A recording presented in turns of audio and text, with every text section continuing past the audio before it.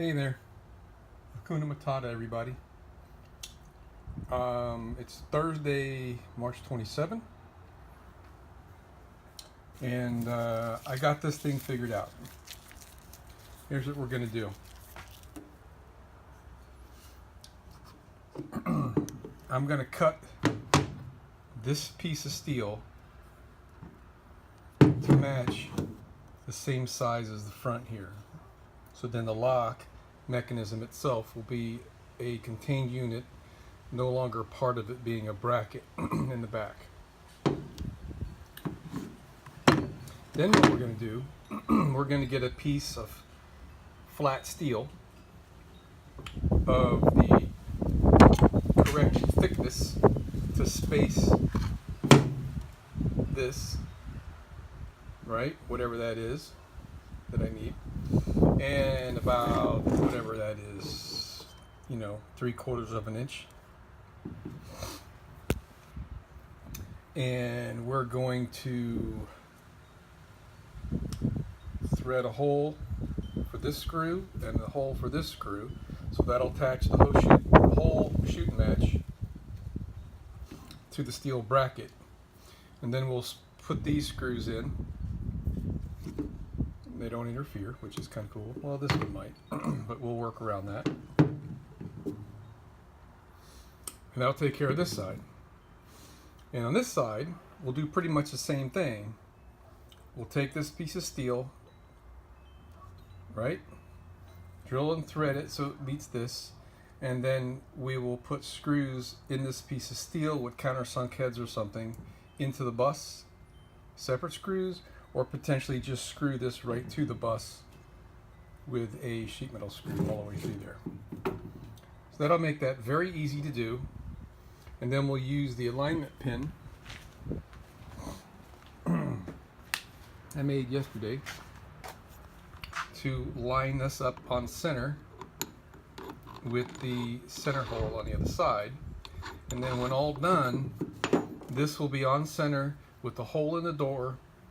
My rubber grommet will be right in line, so there won't be any side loading on that. I found the perfect stainless steel bolt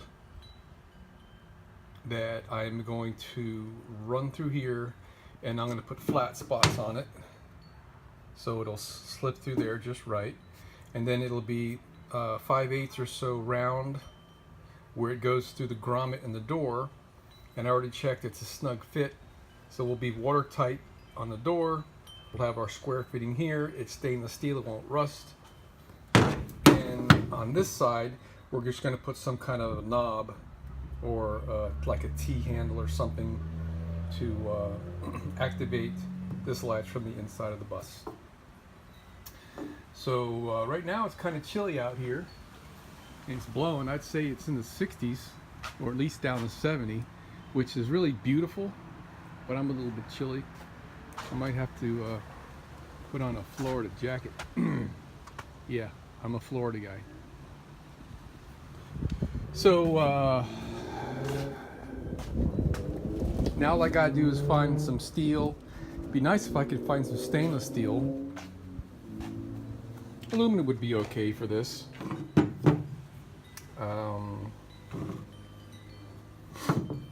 Yeah. So, yep, still really excited how nice this thing came out. All the caulk is dry now, or Gorilla Adhesive, I should say. Yeah, that came out nice. I decided I'm going to get the 1/2 inch weather strip bulb seal to go in here, which should give me 1/8 of an inch of crush. And I realized that the way this latch is designed, it's got this here when you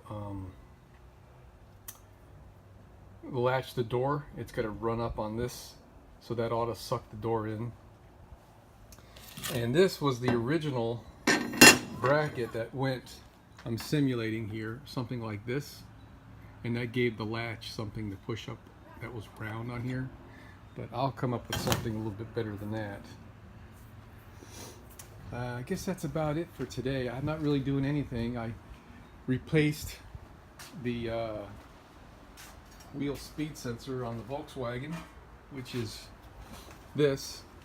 and it was like $140 for this little piece of crap from the Volkswagen dealer. And yes, I could have paid as little as like 25 bucks for an aftermarket copy of this, but I'm kind of apprehensive to doing anything that's not OEM dealer when it comes to computer controls and sensors and stuff, especially because my car's got some weird stuff going on. I think I got a power steering control module that's also bad on it, and I don't want to have any rogue things going on because I've heard the horror stories and lived some of them. So actually, I want to see if I can cut this thing open. It looks like it might be an optical sensor. I'm not sure how it works, but those Volkswagen German guys are sure proud of the darn thing. Alright, so let me see if I can make something happen today, and if I can make some progress on that, I'll show you what I've done. Oh shit, I wasn't recording. Look at the peacocks. They had come up to my house and they were almost in my garage while I was there working. It's like they didn't know I was there because of the machine noise.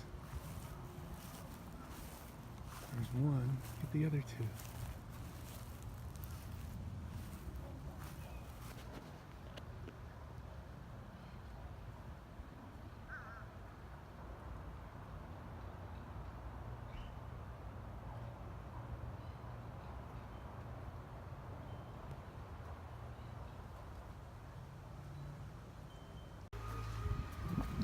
Okay, so I got the metal trimmed up, and I temporarily installed this. I've left the springs out of it just for my convenience. So this thing's going to sit on here, right around there someplace. Okay, but right now what I'm doing is I'm judging how thick my piece of metal needs to be, because I would like it to rest up against here and here. So when we look at this, since the latch protrudes out like this, it's got to at least clear. So yeah, one-handed, right?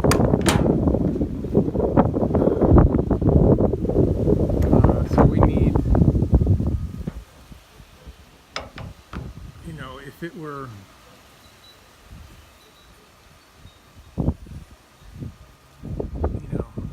that would give us what we need right there.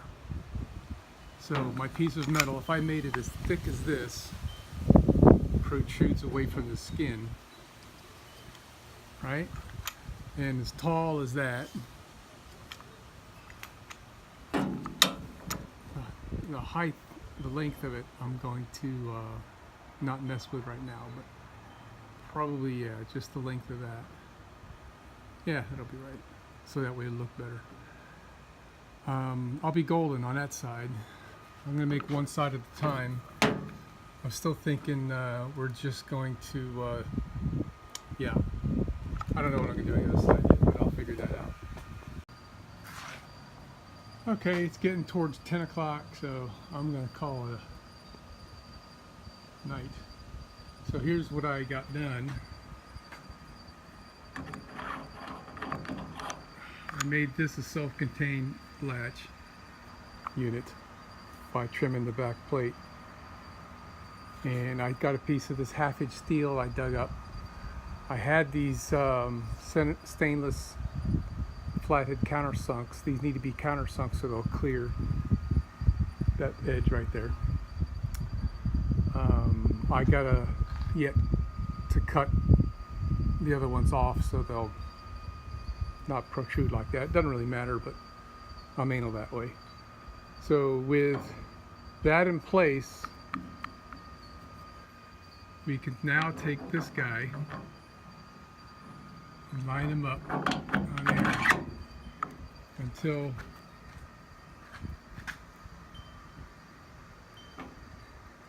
it straightens. Once it's straight like that, we're completely even with the hole. And I'm going to use my, it's a little late now, I don't want to start this now, also it's kind of dark. I'll use my transfer punch and set my punch marks, and it looks like we'll just clear this hole with this hole.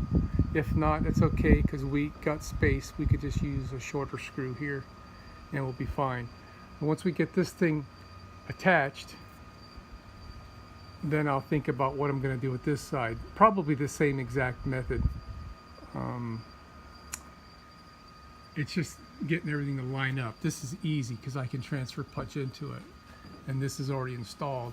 I'd have to get this piece installed onto here first, and I think what I'll do is I'll use 2 screws right about here in these 2 positions in this that are countersunk flatheads into this to hold that piece in place, and then I'll through drill center transfer punch these, and that'll be it. And then that'll give us exactly what we're looking for. This thing will be nice and secure, done with nice quality work instead of all these sheet metal screws and stuff. And we'll be dead on center with that, so our rubber grommet will seal on the shaft. We won't have any water coming inside the door. It's been a lot of work, but you know what? It's pretty fun. So here's, I found this stainless steel bolt. It's just large enough that I can make it square and it'll still fill up the whole square. And it's 5/8 on the outside diameter. I have no idea where this came from. It's 5/8 on the OD, which is the size of the rubber grommet.